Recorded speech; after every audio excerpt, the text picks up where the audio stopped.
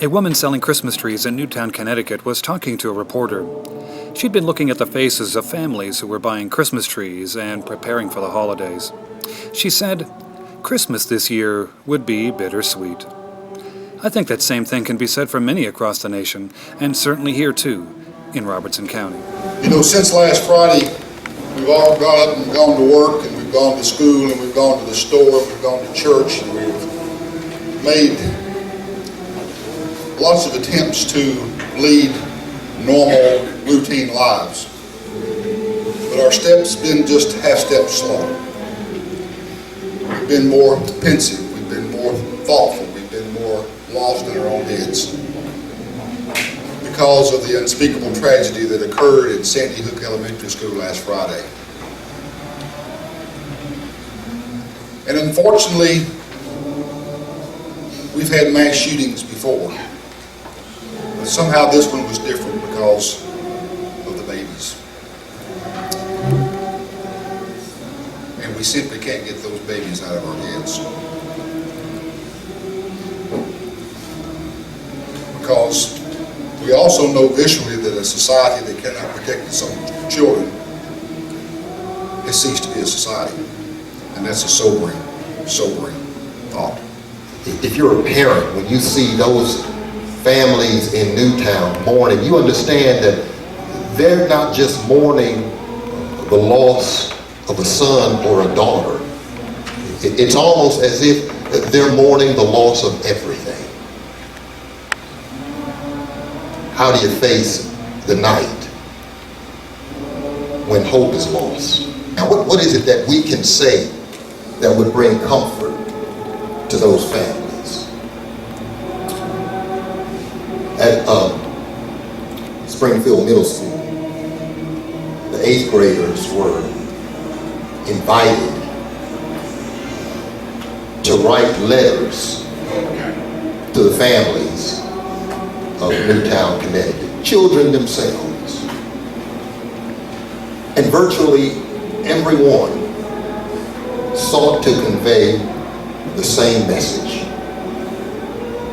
We don't know how you feel, but we stand with you. We're here tonight to minister to each other in our grief, and beyond that, to minister to the people of Newtown, Connecticut, in a program to send teddy bears and stuffed animals and letters. And events like this, vigils like this, are going on all over the country. Where are your thoughts today, Howard? Where they have been for almost a week now, Jim, and that's with the children and the parents and the teachers and staff at Sandy Hook Elementary School.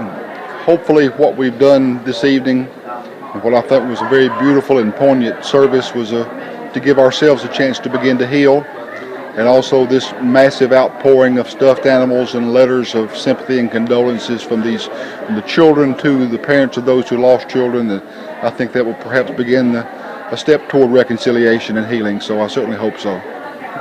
So what moved you to put this together? Well, through social media, I saw pretty much what do you call it? It's on somebody's Facebook wall out of Florida, my cousin's Facebook wall. And it stemmed from the 1998 West Side Middle School shootings in Jonesboro, Arkansas. A girl was 10 or 11 years old. Her name was Megan, and she came up with the idea. Now she's older, and when this happened in Connecticut, she kind of posted on her Facebook. Friends of my cousin in Florida posted it. I saw it and got in contact with Megan, called United Way, Michelle Powell at United Way, and they that's all it took. And it was on from there. So, What do you think it means to the community? I think it means a lot. I think it shows, kind of like Pastor Keith Jackson, that we are one. We are America. We're not the red and blue state. We're not the North and the South, but we are America, and we do care for each other. He mentioned that we were 988 miles away. So, but I think it means a lot to bring us together. Especially, it's a bad timing, but especially this time of the year, being that you realize there's presents under a tree that don't get unwrapped. There's toys that will never get played with.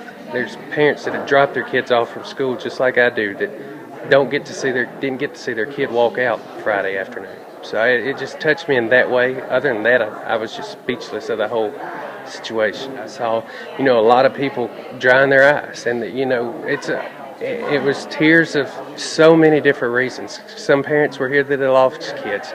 There were so many people that had just lost loved ones or just needed this bond at this time. So it's definitely not all, my idea is our community. That's what it was about to me. So I enjoyed it for our community, brought unity when sometimes Springfield don't get the best rap. But we are one here in this community. I was really pleased to see that we had a lot of people here. It's, this is a heartbreaking thing. As a parent with an elementary school age child, I couldn't even watch the news coverage. I mean, it was just so heartbreaking, and I was really glad that Heath put this together. It meant a lot to me that so many people came out tonight. This is an opportunity to say we're all in this together.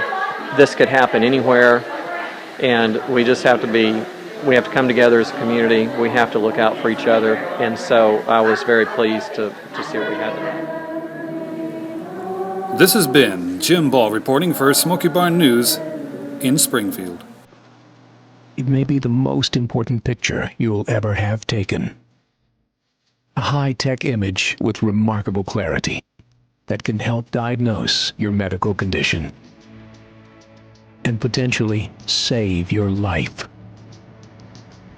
Advanced medical imaging, all the services you need with convenience and compassion. Northcrest Medical Center, bringing exceptional care to our community.